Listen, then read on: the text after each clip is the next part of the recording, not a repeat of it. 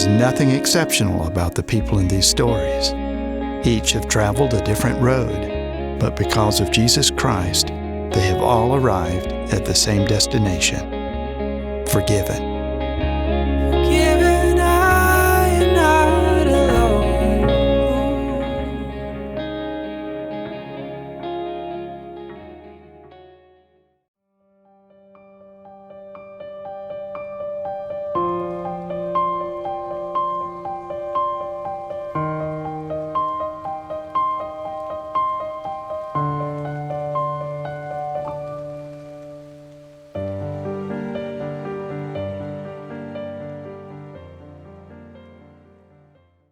My mom was Ruth Medley, born in proximity, 1221 Fairview Street. My dad was born up in I think in the foothills of Yadkinville up there. You got to remember that most of the babies back in those days, even all of us, was born at home. Nobody was born in the hospital. My dad died at the age of 51. We all have a little old heart defect. I have it. It sort of skips a beat once in a while, and my heart just, it's just hereditary. It's just something that comes with us guys. It's nothing to worry about. And so, but I seem to be in good health. Like I say, I'll be 72 years of age come 1st of December. And the Lord's been good to me. He's given me a long life.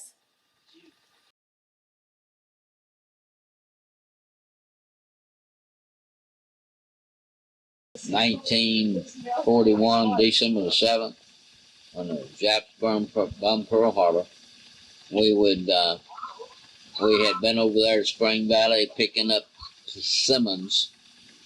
So Mama was gonna make persimmon pudding, and we got back to the end of the lot coming in home, and so the radio was full of news, which before that was no news on radios at all, and that's all you had was radio. Not everybody had a radio. Not everybody could afford a radio. But anyway, 1941, I was 11 years old? Yeah, 11 years old. And so, fixing to go into my teens. I learned to plow with a mule when I was 14 years of age. My mom and daddy said that they thought that farm life would do me good to get out of the city for one summer. So when school was out, my mom and daddy sent me to Uncle Reese's farm down here off of Alamance Church Road down in called Wild Turkey Road. And I learned to hitch a mule or a horse up. I learned to plow. I learned how to plant tobacco, how to cultivate that tobacco, how to top tobacco. I learned how to wheat thrashing time. I had we would all the neighbors would come in and they'd have wheat thrashing time, and they'd have the food on the table. The women would furnish the food, and we would, even us kids, who was old enough to work, like 14 years old, that we were working and helping with that wheat thrashing.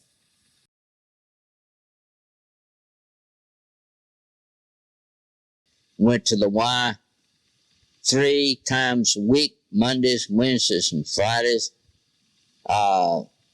Sometime on Thursday nights during the winter time when they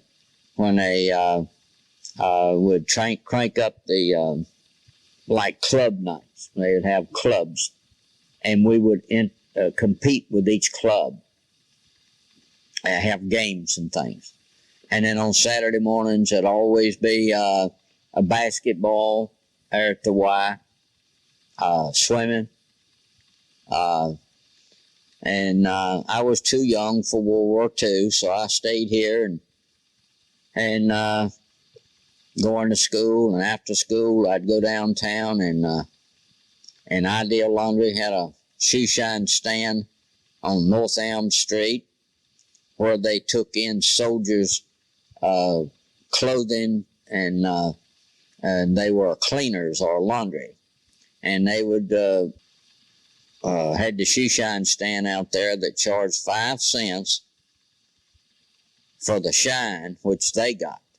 And then I worked for the tip. If I didn't get a tip, I didn't make any money. I had to buy my own shoe shine polish, my own rags, my own brushes, and everything.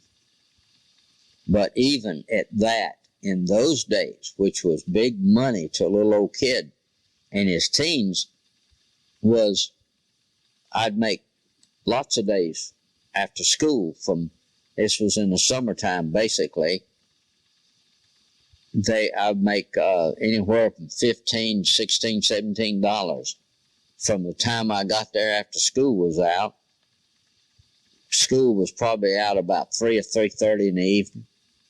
And by the time I walked downtown Greensboro and reported to work, so to speak, me and some of my friends, then we would shine shoes until it got dark. And I'd be so thrilled when it would get dark and you didn't have the lights in like you got today that you could stay on and shine shoes. And we would go to Jim's Lunch at Hamburger Square, and they had a blue plate special. I think at that time it was about 30 cents. And you could buy, and then you'd buy a drink for a nickel. Soda pop was a nickel a bottle. So I'd go to Jim's Lunch and get that blue plate special. It may be a steak and gravy. It could be, a little bit of anything. It'd be some vegetables and all, but it was a big plate of food. And for us little kids, we was hungry. We worked. The only thing we'd had was lunch. Probably was a couple of sandwiches, banana sandwiches or tomato sandwiches that we carried to school. We had for lunch, and then we would get that blue plate special, which was a big treat to us. And we'd eat, and then we'd walk home, get our homework done, and we'd have to get our chores done. We'd have to cut wood and carry in the house and fill up the wood box, get things ready for your. Mom would have a little supper, and it was a family deal. Everybody sat down at one time. It wasn't no coming in and eating later or whatever. But most time I was already eating because I was getting there so late. So Mom and all them had already eaten. All my brothers and sisters was there and eating. But things were hard. Didn't have. Mom would always cook biscuits.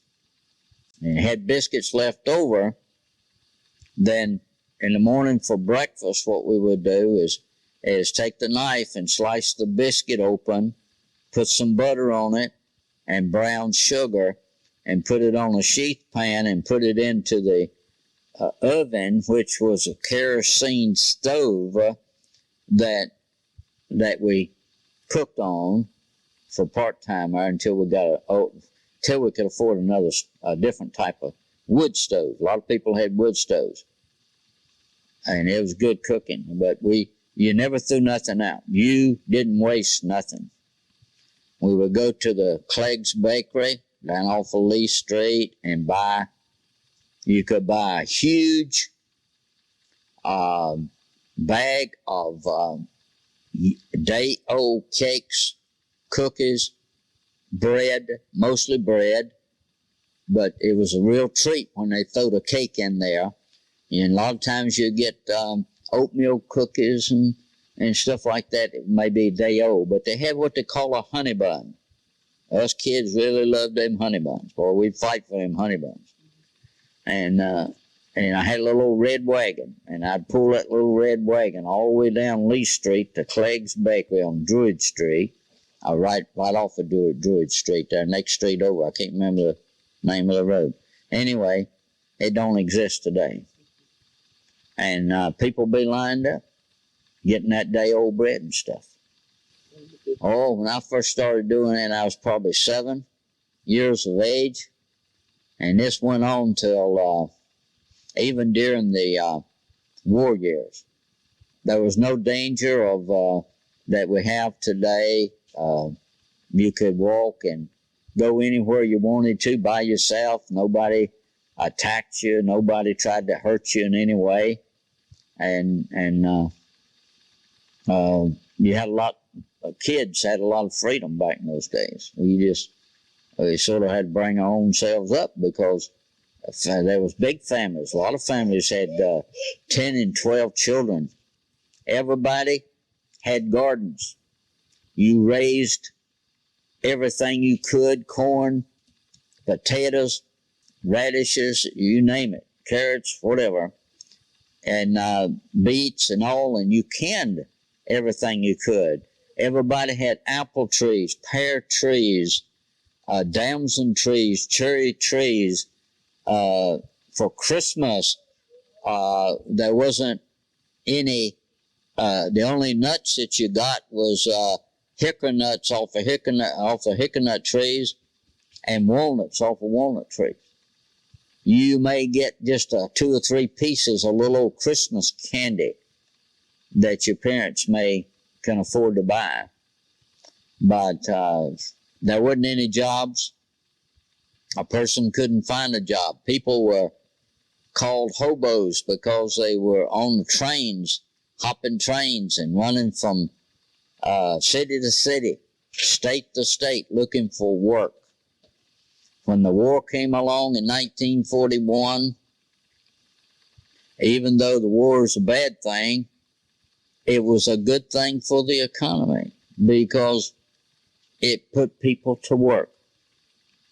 Yes, you're making 40 cents an hour, 30 cents an hour, but some people made some money. They made some decent money, like it is today. Some jobs here in the year of 2002 that if you work at P. Lord, you may be making $20 an hour or $30 an hour, and yet the only job you may be able to find right now may be McDonald's and make $7 an hour. So it was the same way then. But the only trouble then and now there's plenty of jobs, supposedly. Life is something else. It repeats itself. But the good years were the 50s because people were beginning to make more money, and there was plenty of jobs, so everybody had a job. Everybody then was buying televisions. They were buying cars, and not one car, but 2 or 3 cars in every family. Things were structured different then. You didn't have to have insurance to drive a car. The driver's license became more stricter, I think, in the 50s. Prior to that, a lot of people drove without a license. I myself drove for several years without a license. Things were different. It was just when, as your country gets older and it gets to be more and more people, and they make more laws, they become stricter, they cost you more for everything. So everything changes. My first car was a 36 Ford, flathead Ford coupe with mechanical brakes. Mechanical brakes is nothing in the world but a cable that runs from your pedal to the brake shoes.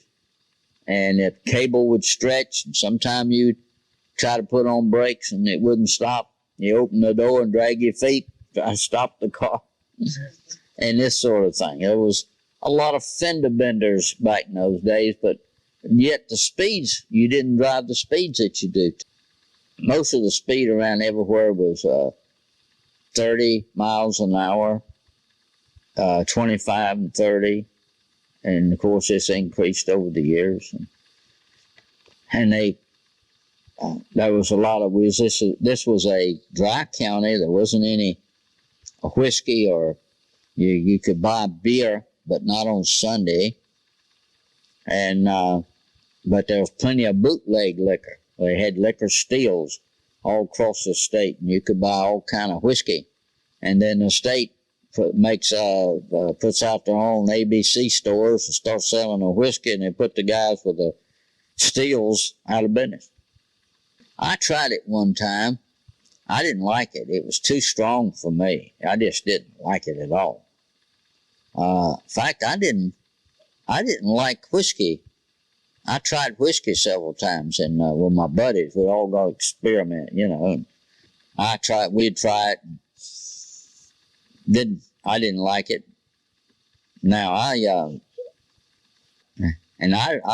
took up smoking about that time. I'd slip around, smoke a little bit, like everybody else, you know.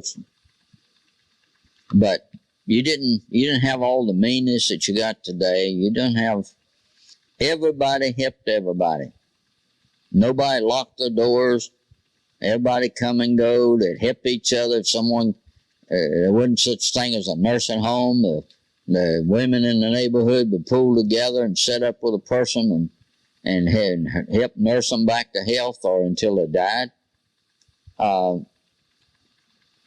If you got hurt, a friend of mine broke his arm. And the parents didn't have enough money to set it. Earl Pascal broke his arm as a little boy. His parents didn't have enough money to have it set. And today his arm's still crooked. Or it go back like that. Most of the young girls, even when I started dating, when I was 15 years old, a lot of the girls still dipped snuff. That was just something that all the family did, you know.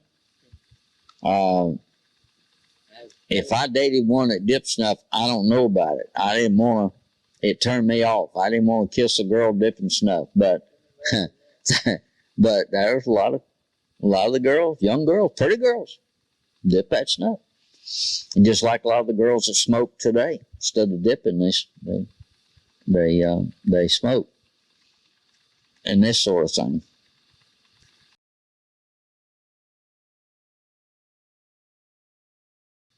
Anything in aluminum, they would have metal drives, aluminum drives, copper drives, and they would have these big trailers like out in front of the theaters downtown, and you could carry a coffee pot that was made out of aluminum, for instance, or copper.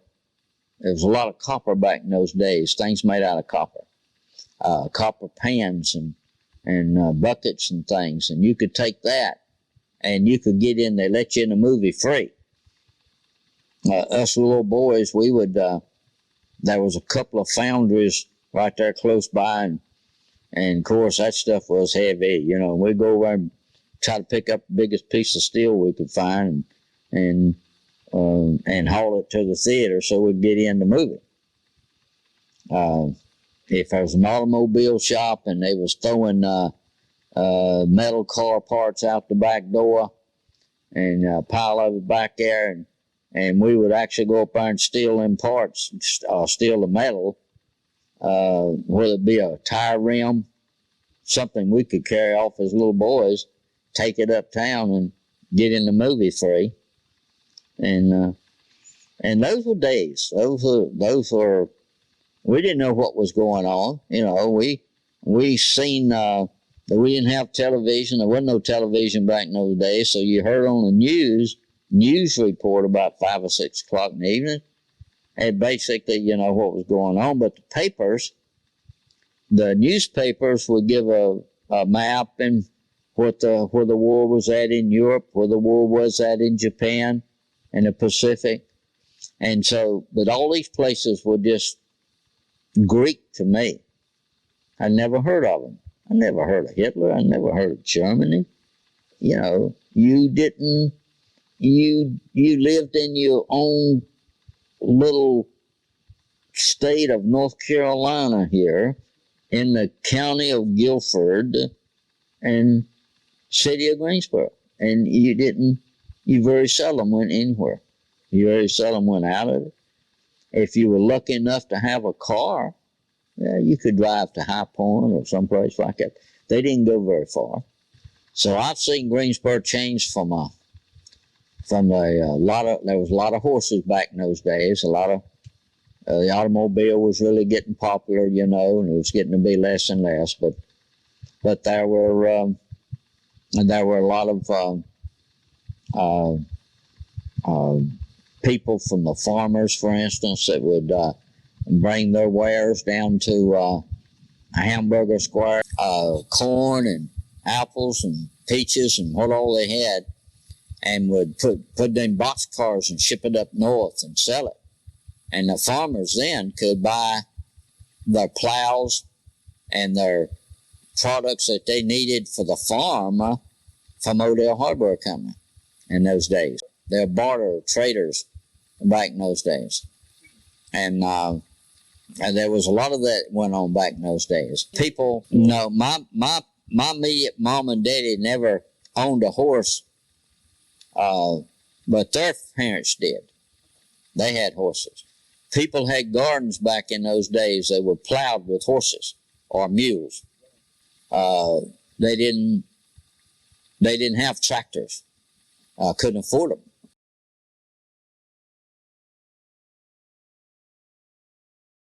But yet like I say, the war years were the years that we sort of budded out. This was a time for expansion for everything, because everything geared to working 24 hours a day for anything pertaining to war materials.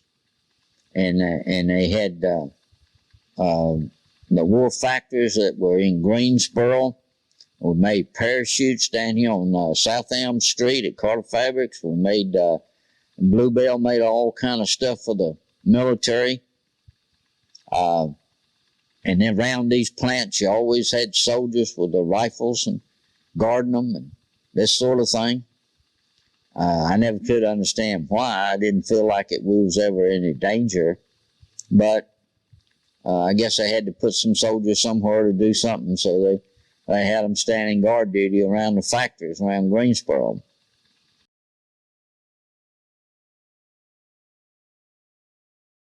Navy, a sailor was the cleanest in body and the filthiest in mind of anybody, any serviceman anywhere. So Mrs. Roosevelt once said.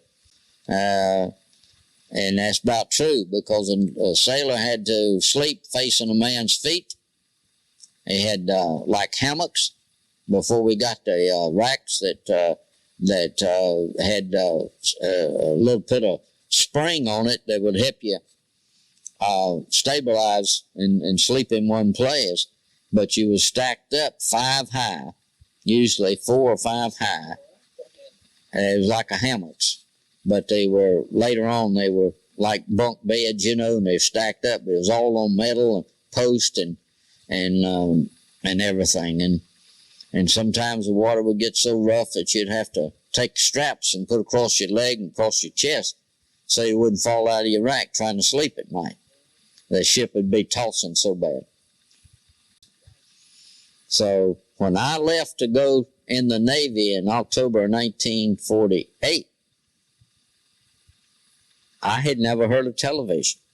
Now, they had television, some crude parts of it here in Greensboro in 47, I understand, and it didn't really get to be a reality until latter part of 48. But I was gone. I was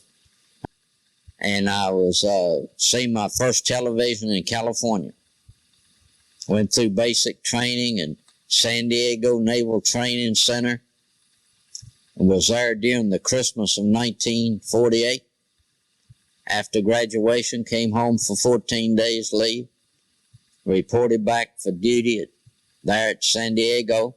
they assigned me to a base called Treasure Island. And Treasure Island to me was something I read in a book. And I found out that this Treasure Island was a place in the middle of the bay between San Francisco and Oakland, California. The Oakland Bay Bridge is 9 miles long. One of the prettiest sights I ever seen upon going to San Francisco.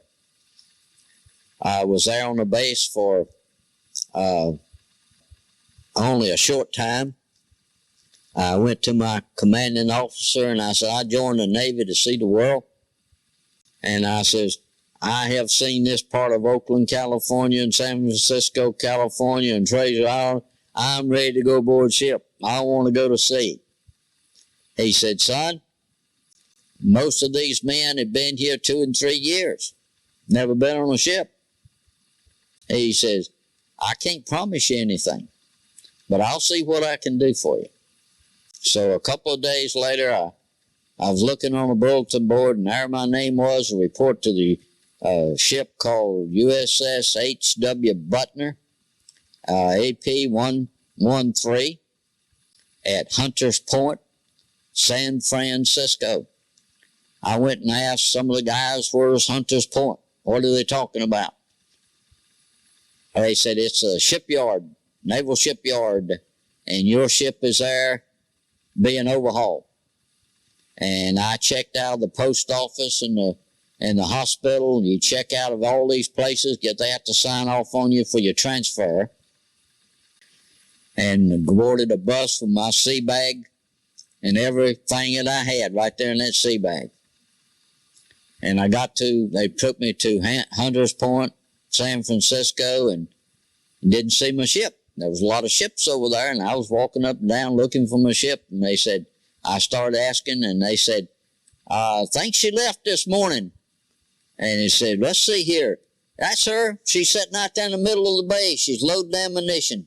You ought to be glad you ain't out there loading that ammunition. So those guys been working all day long loading ammunition on their ship. And I said, well, where's she coming back over here? No, she's going to go to Oakland. She's got to pick up supplies. So then I had to go to transportation, tell them I had to go to Oakland, California. That means I had to go back into San Francisco, back on the Oakland Bay Bridge, 9 miles over to Oakland. And then at NSC, Oakland was Supply Center, is where I was sitting there on my sea bag, watching the ship come in and tie up at the dock. And I reported aboard my ship, and he said, I was talking with the executive officer, and he said, well, son, what do you want to do? I said, sir, I don't know. I said, put me where you need me, and if I don't like it, can I talk to you about it? Can I change? Well, to the life of me, I can't remember if he said anything to me or not, but I don't believe he did. He probably laughed under his breath looking back on that statement, because he figured, well, here's a young boy from North Carolina don't know nothing, and I'm going to really show him. So he assigned me to the 2nd Deck Division on the ship, and I went up there and found the bosun mate and told him I was reporting for duty. He handed me a chipping hammer and told me to start chipping paint. And I said, man, I didn't come on this ship to chip paint. And I said, besides that, I don't have my working clothes on. I don't have my dungarees on. I've got my dress blues. He said, you disobeying order? You sit down there and you chip that paint, boy. And so I sat down and started chipping paint.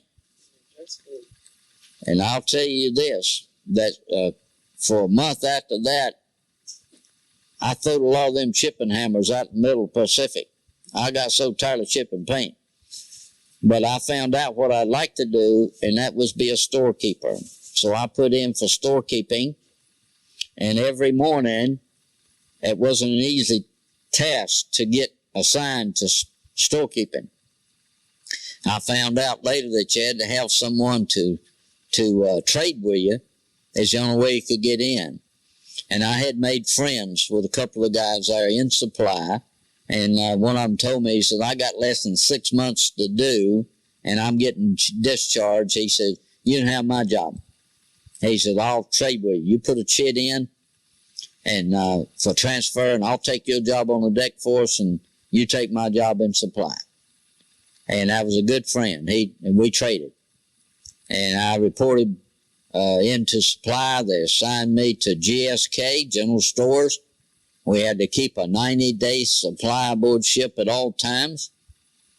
You don't run out of toilet paper with 3,000 troops aboard ship and 360 women and children. We carried servicemen's wives and children to the bases around the world, and we could carry 360 of them.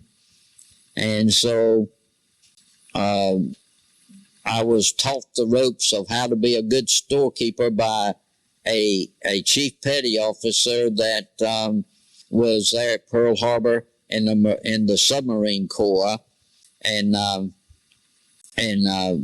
seen action there at the bombing of Pearl Harbor. And he and I got to be good friends, and he taught me the ropes. And so a few months later, I went up for a rate. I was Seaman Deuce with just 2 little old stripes, white stripes.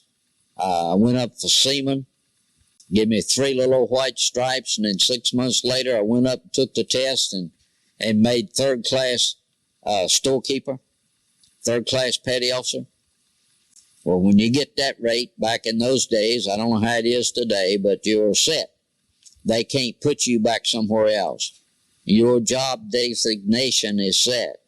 And I enjoyed being a storekeeper. I had my own storerooms. I was commended by an admiral that inspected my storerooms. And I got several letters of recommendation from different officers and all that what a good job I was doing. But I was on that ship for 3.5 years. You couldn't get off. I was under what they call MSTS, Military Sea Transportation Service. We were, there were sister ships just like us. There was the Randall, the Breaking Bridge, and I can't remember now all the names, but there was about 6 of us that carried troops. We made the Incheon invasion, September 1950 at Incheon, Korea. We left Yokohama, Japan in a convoy, ship convoy, and took the troops into the landing there. I was assigned to a boat that would carry 135 men in, and but things happened. I didn't have to, and so I lived through all of that, seen what war was really like as a young man, and found out that, hey, this is my life they're messing with. They don't care whether I live or die enough. I'm expendable. I want to get out of this man's Navy. And so, because a lot of times you don't have any say-so in anything. They just allow to put you out there on that front line and hand you a rifle and say, go for it, you know? So I learned that the man said that war was hell. He was absolutely right. It is. And it's chaos. It's you don't want to make friends with nobody because you don't want to lose a friend. So you sort of standoffish in people. Anyway, I survived. Managed to pull. I joined for 3 years. Mr. Harry S. Truman, President of the United States, gave me an extra year. I like to say he liked my services so well, but he was extending everyone, so I was just caught up in it. And I would pull 4 years to the day in the U.S. Navy. I wouldn't take anything in the world for the experience. I would not want to go back through it again. I was helmsman of the ship for a while. I steered that ship. I did goof up and turned it completely around out in the middle of the Pacific. Got chewed out like you wouldn't believe. If I could have found a crack to crawl into, like a little bug does. I would have done that, but there was nowhere to go but stand there at attention and keep your mouth shut and take the licks as they came. They assign you different sea duties. And I was assigned a helmsman watch. I had never stood a helmsman watch. And they said, well, they got what they call a Blue Jackets manual that you're issued when you first go into basic training. That Blue Jackets manual is your Bible. You live with it. You read it every day. You learn. It tells you anything that you want to know. So I had to take that Blue Jackets manual and look in there for helmsman and start looking and finding what to do. So I got up on the bridge. Helmsman watch is standing a 4-hour watch, steering the ship. I had never done that. So I was very nervous. And the man that was doing the job, I went up there and I was relieving him. I said, what do I do? He said, you go over at that board, that little chalkboard on the bulkhead, and says you're steering longitude, latitude so-and-so, longitude so-and-so, and certain degrees. And he said, this compass here is what you're looking at. You don't look out the portholes. You look at this compass. You allow 1 degree on that compass. Every time that hand moves on that compass, it will click. You can hear the click. And so he didn't tell me that you could steer the ship 4 different areas of that ship. If the wheelhouse got hit, the bridge, you could switch to midships. They could steer the ship from there.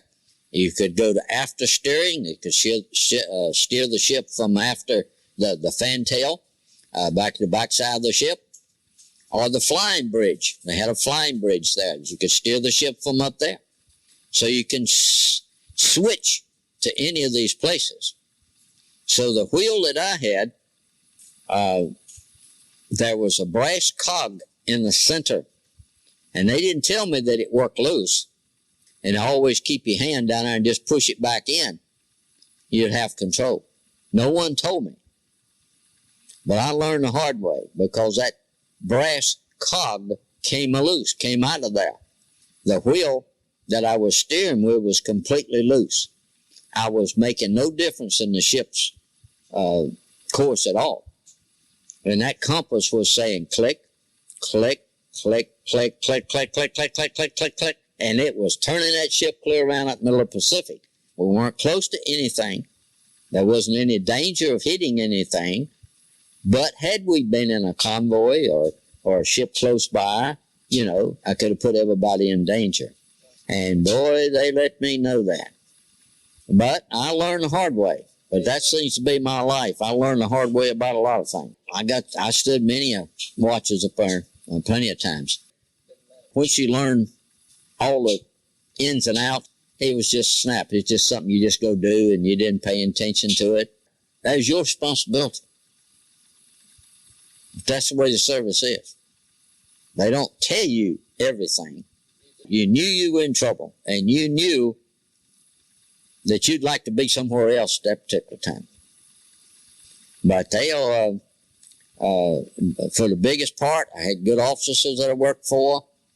At one time, I had one on there that I worked so hard for and with that he would give me my Liberty card when we got into port. So I don't want to see you back on this ship till we get ready to leave. And this was outside the captain allowing certain privileges to his buddies. And so he was a full commander from Chapel Hill, North Carolina. And since I was from North Carolina, he was those 2 old Tar Heel buddies, and he liked me very much, and I would do anything for him. The ship came into New York. I had Liberty that night. I had a leave that started at 07 6:30 the next morning, and I asked him if I says, I could be home sitting and having breakfast with my family in the morning there in North Carolina if I could get you to take my Liberty card and put it in the box after I leave the ship, and I'll have my leave papers on me. And he said, that's fine, but he said, how about if you got killed? He said, your government insurance wouldn't be worth a nickel. He said, because you'd be absent without leave. I said, well, I got Liberty. I'm covered. I got Liberty, and then I've got leave. It starts first thing in the morning. And so he said, all right, I'm going to cover you. I'm going to put your Liberty card in the box for you. But doggone it, don't you get hurt. I said, okay, sir. Anyway, I boarded the train and headed south and come into Washington, D.C., and from there, I changed trains, and I come straight down to Greensboro on the train, and I was home eating, walked in with my parents at 806 Highland Avenue in Greensboro and had breakfast with them that morning. So it was a great time. We had a good time together. It was always good to get home. I like the Navy for the most part. I like the traveling part. We were only in port 3 days. That was time enough. So we were always going somewhere. Somewhere in this house, I have a log that will tell you how many miles and all the ports that I went to. I kept a record of how many miles it was from San Francisco to Pearl Harbor, for instance. How long it took to get there. I just wrote in a book, and I kept record of all these ports that I went to, like Kwajalein and Wake Island and Guam and Japan and Korea and you name it. Went through the Panama Canal about as many times as I've got finger and toes. Enjoyed those trips. Very nice, different, very exciting. I just like for everybody to go take that trip. It's so beautiful. But the day I got discharged, the ship was changing home ports from San Francisco to Norfolk, Virginia. They asked me if I could ride the ship around and get discharged at Norfolk. And I said, no, I'd like to get the money. They paid you back in those days, travel expense and all. And wherever you get discharged, they paid you so much a mile to your home. Well, 3,000 miles. And, I had over $3,000. So I was tickled to death to get the money. And I had a friend getting discharged the same time. He was from Rocky Mount down here. He had a car, and so we were going to drive across the country together, share the gas expense. And then that's what we did. So I elected to get my discharge at Treasure Island, San Francisco, where I was stationed at before, and that's where I got my discharge. So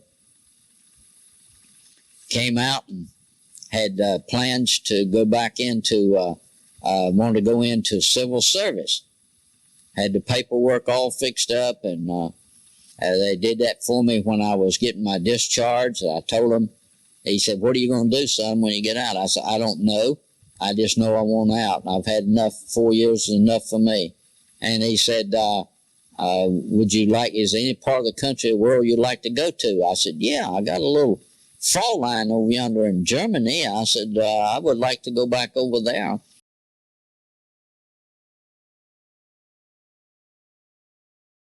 When I first went aboard that ship, and we set sail underneath that Golden Gate Bridge, and they told me I had a 4-hour watch on the up in the crow's nest, and you got to climb a ladder up that forward mast, open this steel hatch and crawl into a little old a steel round hut-like thing mounted on top of this thing. And man, you felt every roll of that ship. So I got sick. I stayed sick all the way to Pearl Harbor just about. I didn't know I was going to get down from there. I was so sick. You heave your guts out, and then you can't heave no more, but you still try. But after then, I never got, I got sick a little bit sometime, but I never got sick the way I was then. I've seen sailors that would get sick when it was so smooth it looked like glass, looked like you could just step out there and walk on that ocean. And I've seen them get sick for that. I've seen them get sick when it affected some guys when it was real choppy. The water would get real choppy. And then it would affect some guys when they got, the waves were real high. And it caused that ship to toss and turn a whole lot. But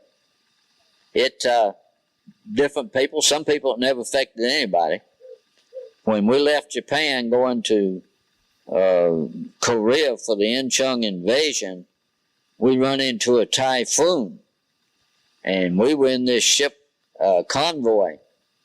And we were loaded with heavy equipment. One of the vehicles got loose down in a hole, and it was banging against other vehicles, and them trying to lasso it like a lasso on a horse and trying to tie it down. They finally got it, but it did a lot of damage before they ever got that thing tied down. Thank goodness we didn't have any tanks on our ship. We had mostly just trucks and jeeps and things like that. But a lot of the soldiers got sick, and they were just laying around on the deck, just heaving their guts out. But that's the way it was with the Normandy invasion, I understand. When they went over there for that, there was a lot of those guys that were so sick they felt like, well, I'm going to die here anyway. I might as well go out there and shoot some Germans. So they was so sick that they just went charging straight ahead. But that's the way it is. You do a lot when you're young, and you don't think of the consequences, you just do. But I got in a fight on the ship with twice. One time was a fellow about my same height, weight. In fact, he was the tailor. He was from state of Washington. And he was a heck of a nice guy, but I forgot now. But when you're out at sea for 30 days and nothing but men on the ship, you know, you get uptight sometime, and sometimes it don't take much to set you off. And I don't even remember what started it, but I do remember the master at arms come by and caught us. And in the Navy, you don't fight. If you're caught fighting, they can court-martial you. You're supposed to run from any fight.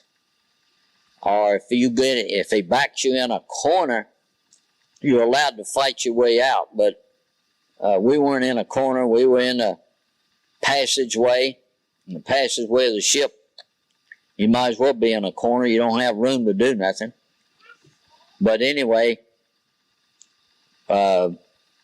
the master at arms took us down in the hold of the ship and put these gloves on us, boxing gloves on us, and I think they weighed about, I think there were 16-ounce gloves. If you know anything about boxing, that's pretty heavy boxing gloves. And he tied them on him and then tied them on me and said, now, you two, go at it. And said, if you don't fight, I'm going to whip both of you. And he was a big man. So after about 3 or 4 swings, we couldn't even pick our arms up to sling to try to punch somebody. You're just so tired, you didn't give out. So we shook hands, and we stayed friends from the day that I left the ship and he left the ship. So I never seen him since. Never met any of the guys that I was on the ship with since them days, since I left the ship. But another time I was got in a fight in boot camp. I was in a long chow line, And this young kid come up to me, and I was about, 18 years old, and he come up to me and he shoved me out of the line. And there's an officer that always looks over those lines and makes sure everybody's, there's no trouble. And he seen him shove me out of the line. Of course, I run back and shoved him back out. And he come up there, the officer come up there and got both of us. And he said, y'all eat after everybody else is eating. So we had to cool our heels and wait till everybody else ate before they'd let us in the chow hall. Never had any trouble out of him anymore. Had guys that was on Okinawa and coming back off of Liberty, and here's a bunch of drunken sailors off our ship standing up there and blocking the road. The road was an old dirt road, so they didn't have nothing paved at that time. You could see our ship sitting down there tied up along the dock. And they said, you can't get past us without whipping us. We want to fight. So we backed up and went back down the road. There wasn't but 2 of us, and there was about 6 of them. We backed up and went down the road and waited till some of our other buddies come along, and some more buddies, till there was about 18 or 20 of us. And we got up there, and they still standing up there wanting to fight. And so we just all locked arms and started running. And we just ran right over the top of them. And it had been raining, the coral sand, it was mud everywhere. We had on white uniforms. They got all messed up. But we ran straight over those guys. And one of our guys got thrown into the ocean there and run his watch. That saltwater run his watch. I think he had just paid $125 for that watch, something like that, there in the PX. He was pretty upset about that. But anyway, that was all part of it. That's things that happen in service. A bunch of guys. I went into with a friend of mine to the Army barracks over there at Pearl Harbor, and those soldiers seen us 2 sailors, and they wanted to whip the sailors, so we had to get out of there real quick. There was too many soldiers. We couldn't take on the whole barracks. It's just, it doesn't make any difference where you go. When you're young and you got a lot of people like that, they got to get rid of that energy. So even when I was stationed at Treasure Island, no longer than I was there was plenty of nights I'd come back off of Liberty, and there'd be a couple, 3 drunken sailors standing up there in the barracks and saying, you can't get in here without whipping us. You got to fight. Some guys just like to fight. My best friend aboard ship was a fellow from Kannapolis over here. His name was James R. Beaver. He was raised over there either in, I'm not sure whether it was, a little place there called this side of Concord. Some of them little places along there, like Kannapolis. He come from right in that area. We'd come home on leave together. We'd travel cross country together. When we had leave, we would go Liberty together. We had 3-section Liberty. You had to keep 1/3 of people aboard ship at all times, just in case that something happened and they had to get the ship away from the port. So they had to keep 1/3 of the men and crew aboard at all times. But Beaver and he was also a still keeper. So he and I pulled Liberty together. And a lot of times when you got to have that crow on your shoulder, like he was 3rd class petty officer and I was too, then you get into port, and we were going to be in port for 3 days. So the first night we may have Liberty, so duty, so I couldn't go on Liberty. And then the next night, they'd make us stand shore patrol, so we'd have to go over and stand shore patrol duty either in San Francisco or Oakland, California, and then we'd only get one night liberty. So this is what made a lot of the guys ill, because they didn't have no time off. And you go back at sea, you'd be gone to sea again another 30 days, and you only had 1 day off in liberty, you know. So sometimes the service ain't fair, but it's something you have to live with and tolerate. Now, the ship that I was on, the Butner, is nothing. They made it into razor blades, I think, several years ago. They did away with it. It don't exist anymore.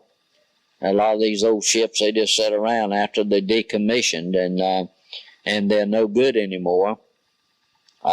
It cost them too much to convert them into something else, so they just sell them for scrap metal.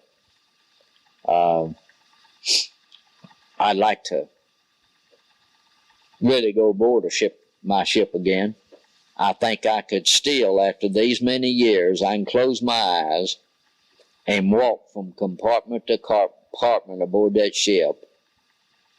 I can see it just like it was yesterday. It's funny how things like that stay with you, but they do. When you spend 3.5 years on a ship, that's a long time. And but it's quite an experience. It brought a bunch of Marines back from China.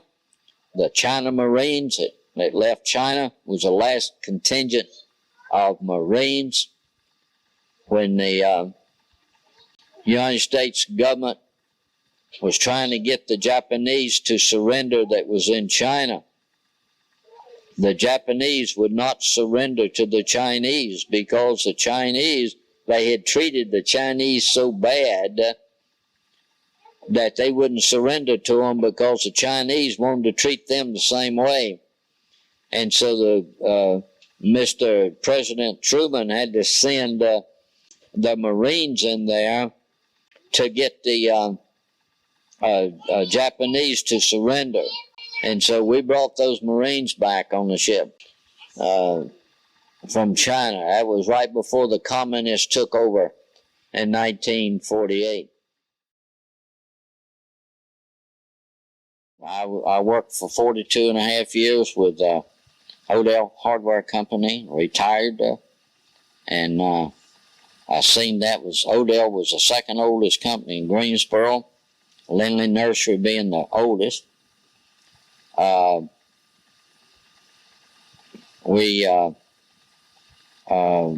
worked my way up from order puller from putting up freight to an order puller, receiving freight to department supervisor, assistant warehouse manager,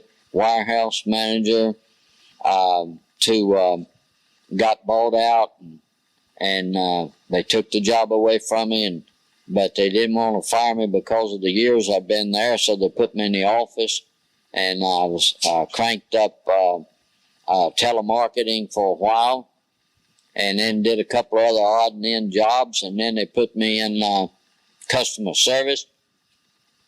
I took orders on telephone from the state of Florida to the state of Maine, all up and down the East Coast. All this stuff was did on computers, and I was doing that for about 3 or 3.5 years until I retired. The company had been bought out, I think, either 2 or 3 times, went bankrupt once,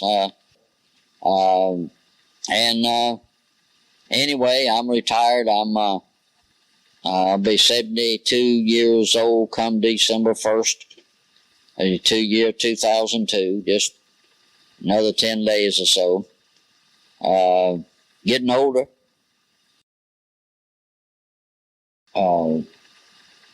6 years ago, in November, right after Thanksgiving, I had turned yellow. My skin was yellow. My eyeballs was yellow, and I went to the hospital, and they run tests and got through. They told me I had terminal cancer, to go home and get my house in order.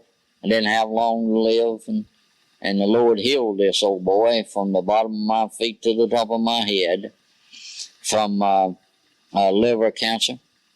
and I've lived now 6 years. They sent me to Duke to get a second opinion. That they didn't believe that the Lord had healed me, and they put a hole in my belly and my belly button. They put one on my side, and they went in there with the cameras and they checked me out, and got me all straightened out. They said, "Yep," says, "you don't have cancer. You're cancer free." And so here I am, 6 years later, still praising the Lord, and thanking Him and praising Him every day for all He's done for this old boy. Thank Him for life itself. And so look back, and I don't know where all the years have went to. Seemed like it just flown by.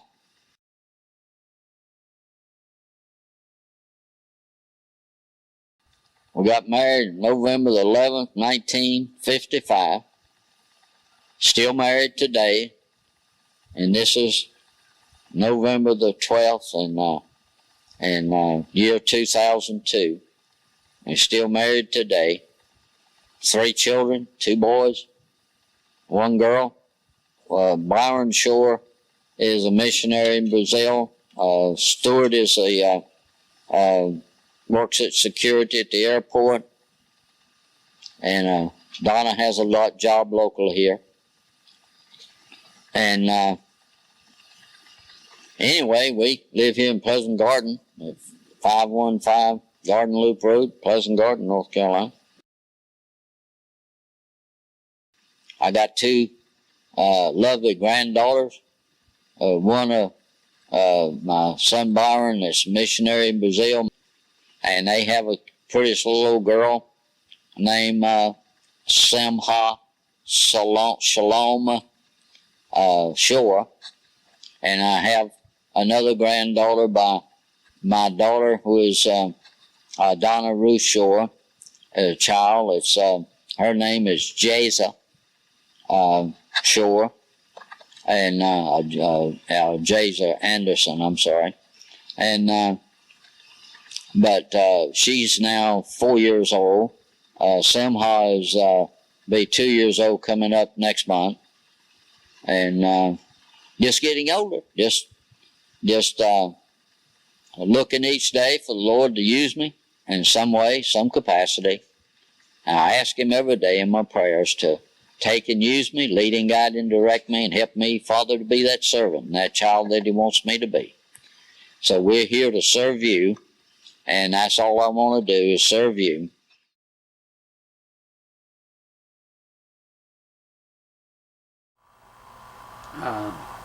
I'm Grandpa Shore, and I have terminal lung cancer disease. So we're looking forward to going home to a much better home over in heaven.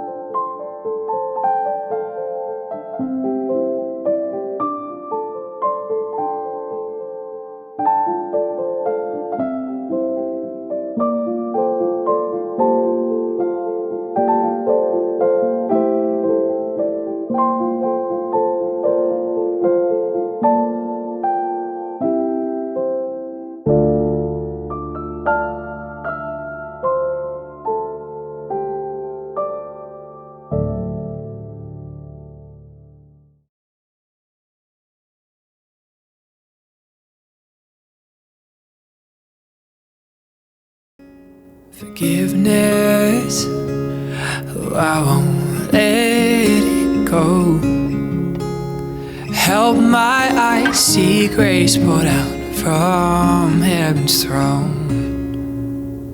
Thank you, Jesus. You speak to me and call me clean. Thank you, Jesus. You bring me back to your heartbeat, and I can feel you around me. And heaven is not far from here at all. Your presence, how I found my home. Hearing your heartbeat again, oh, shame is gone. Your guidance is showing me to see. Reside my heart in openness. You've covered me. And thank you, Jesus. You speak to me and call me clean. Thank you, Jesus. You bring me back to your heartbeat, and I can feel you around me. And heaven is not far from me.